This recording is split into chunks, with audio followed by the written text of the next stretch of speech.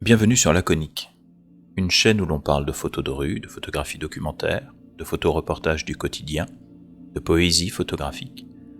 Le tout se mélange et se nourrit réciproquement. On parle de photographie sans préjugés, de photos nées du silence et de la contemplation. On parle de zen photographique et de témoins impersonnels.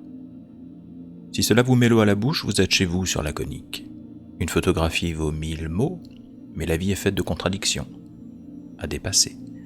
Alors nous allons pas mal parler sur Laconique. Nous allons commenter des images pour mieux les comprendre, mieux les apprécier et aimer encore plus la photographie.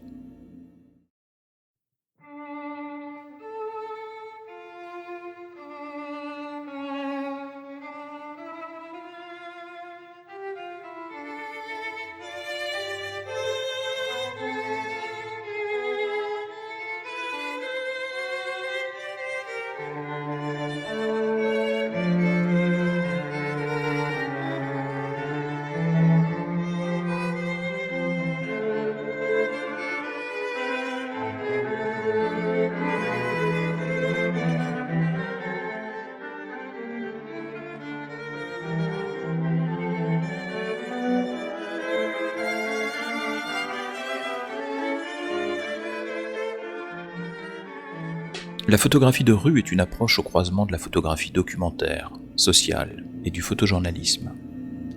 Elle offre parfois une nouvelle esthétique du réel en dévoilant la beauté contenue, imprégnée, dans les environnements publics et les situations ordinaires du quotidien. Au-delà des lieux où elle est pratiquée, c'est d'abord une approche photographique, un concept de pratique photographique. Elle vise à prendre pour sujet son environnement proche ou familier, en se proposant d'y porter un regard neuf, dépourvu de préconceptions. Gary Winogrand, le photographe new-yorkais, disait à ce propos « Je photographie les choses pour voir à quoi elles ressemblent en photo ».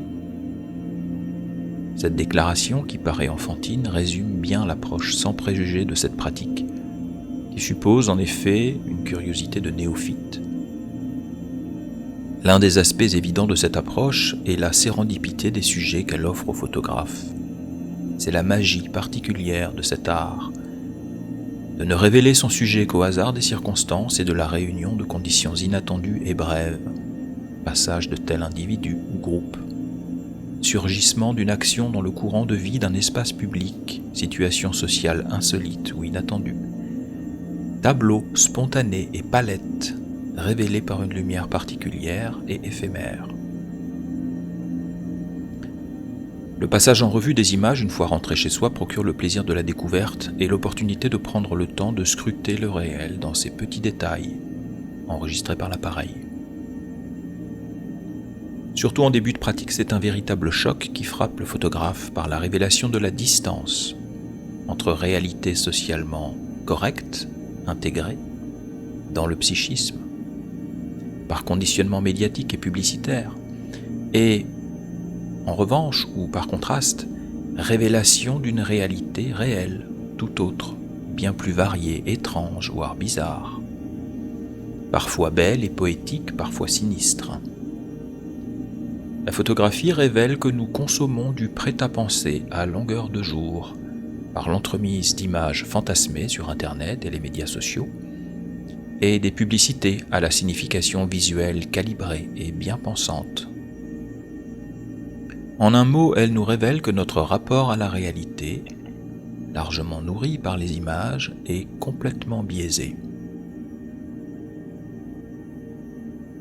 Sur la première image, par exemple, nous avons précisément une illustration de ce qui vient d'être dit. Si je vous dis sans rien vous montrer, carnaval tropical, danseuse brésilienne, quelle image apparaît dans votre esprit ? À coup sûr, c'est une image de foule bigarrée aux antipodes de celle d'une femme seule, assise sur un banc, l'air surpris et égaré, désenchanté presque comme le serait un ange, chu d'un plan céleste, dans ce bas monde gris et mélancolique. C'est pourtant l'image inattendue que m'a offert le réel lorsque j'ai photographié l'édition 2016 du Carnaval tropical de Paris. La photo est prise sur le pont d'Arcole en plein Paris, entre l'hôtel de ville et Notre-Dame. le couple d'amoureux et l'enfant ébahi qui prend le temps de contempler la femme comme une apparition, renforcent l'impression d'isolement, d'étrangeté, de non-conformité de l'image ou du sujet.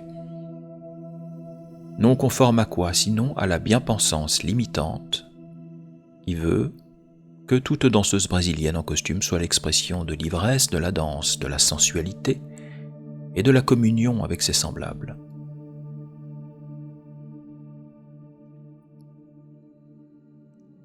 Ce genre d'image demande à être capturé immédiatement. Et il faut avoir un esprit capable d'agir d'abord et de penser après pour les obtenir. En effet, une hésitation d'une seconde et la femme pouvait fermer les yeux, détourner la tête ou faire une grimace irritée.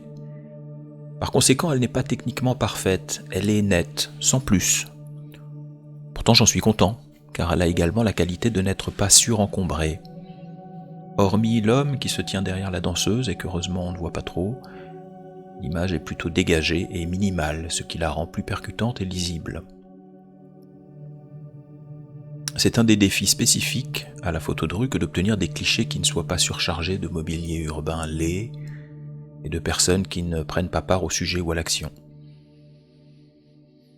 J'ai également une interprétation toute personnelle de la tenue de cette danseuse, qui est peut-être complètement fantasmée mais qui me plaît et qui complète mon idée d'ange tombé d'un plan céleste. En effet, ses bijoux et sa coiffe m'évoquent les tenues d'apparat du haut clergé dans les civilisations anciennes, les grands prêtres. Notre danseuse venant d'Amérique latine, on peut penser aux Incas peut-être. Encore une fois, ceci n'est en rien documenté, c'est une pure interprétation personnelle qui m'amuse. Je vois donc encore, dans les grandes plumes qui ornent sa tête, l'évocation des puissantes radiations de l'âme de ces hauts dignitaires. Leur rôle de correspondant des plans spirituels ici-bas, et leur âme, le sommet de leur tête, jouant le rôle de porte vers les mondes célestes. Ces symboles désormais cryptés pour nos esprits d'occidentaux amnésiques complètent, si on les détecte, le sentiment de dissonance et d'étrangeté de ce personnage digne d'une apparition surnaturelle dans l'environnement désacralisé d'une capitale moderne.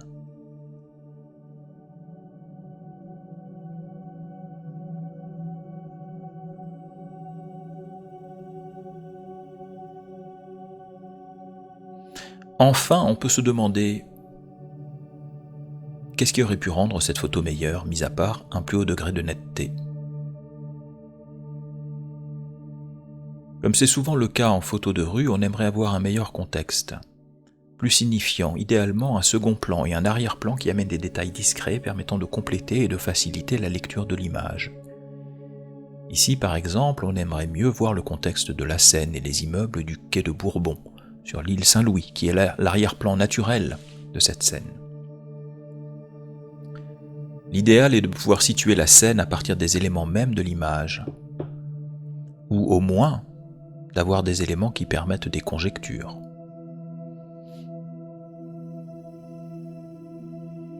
Planche numéro 2. La planche numéro 2 a été réalisée non loin de la première image qui avait été faite sur le pont d'Arcole. Probablement dans une petite rue adjacente à la rue de Rivoli. En inspectant les préparatifs du carnaval tropical qui était sur le point de commencer, je traquais une rencontre insolite, comme ces événements en regorgent. Je suis alors tombé sur un petit groupe de danseuses qui mettaient la dernière touche à leur tenue, dissimulée derrière une camionnette. Ce que j'aime dans cette photographie, c'est la surprise amusée de ces femmes, que je venais surprendre dans l'intimité de leur loge improvisée au milieu de sacs pleins de collants et d'accessoires à paillettes. L'autre aspect est l'intérêt graphique de leur tutu qui évoque les pétales pointus d'une fleur inconnue.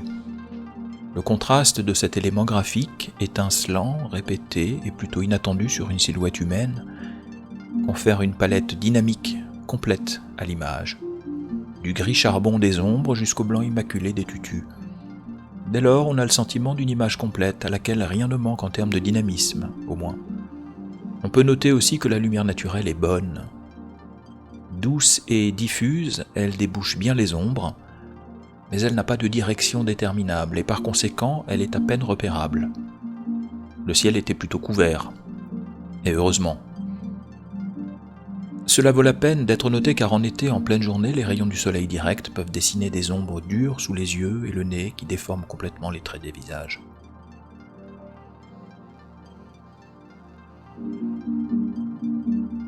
Enfin, j'aime l'expression non verbale de la femme qui sourit. En l'occurrence, l'expression de pudeur de ses jambes qu'elle referme vers l'intérieur, les genoux en dedans.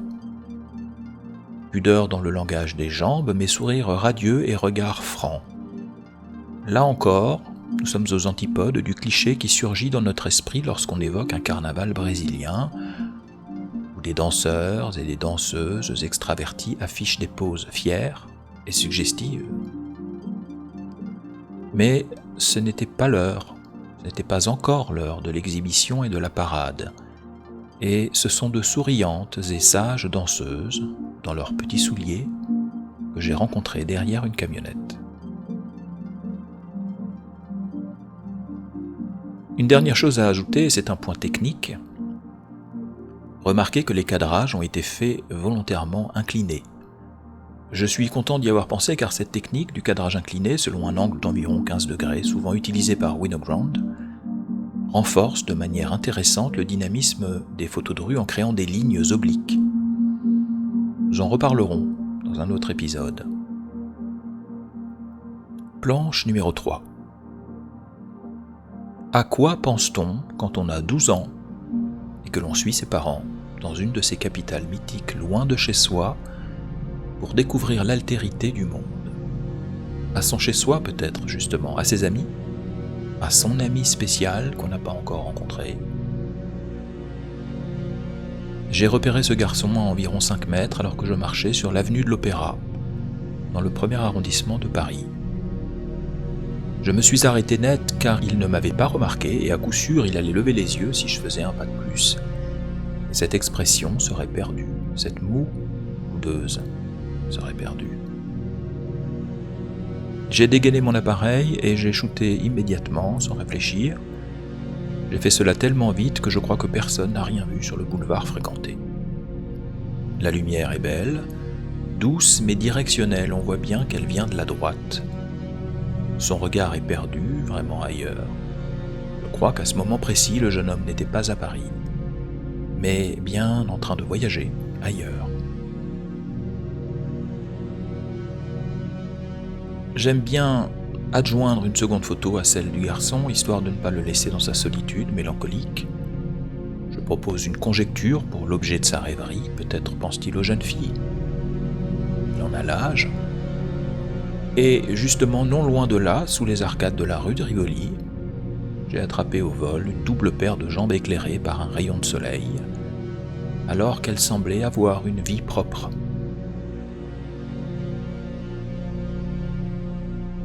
Dans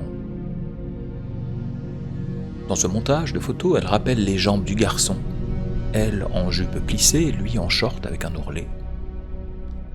Notez aussi l'angle du coude et des jambes du garçon que je crois avoir reproduit inconsciemment en adjoignant la photo des jambes des jeunes filles, qui font elles aussi un angle similaire.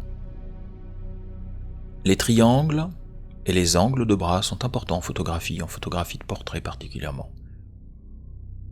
Nous aurons l'occasion d'y revenir dans un autre épisode. C'est sur elle que repose le dynamisme de l'image de portrait qui, sinon paraît trop souvent hiératique et figée. Du point de vue technique, il n'est pas inutile de préciser que ce n'est pas une photo faite au téléobjectif. Comme je l'ai dit, j'étais à 5 mètres environ avec un 50 mm. Nous reviendrons dans un autre épisode sur l'importance du choix des longueurs focales et son incidence sur la pratique photographique et surtout sur le rapport au sujet.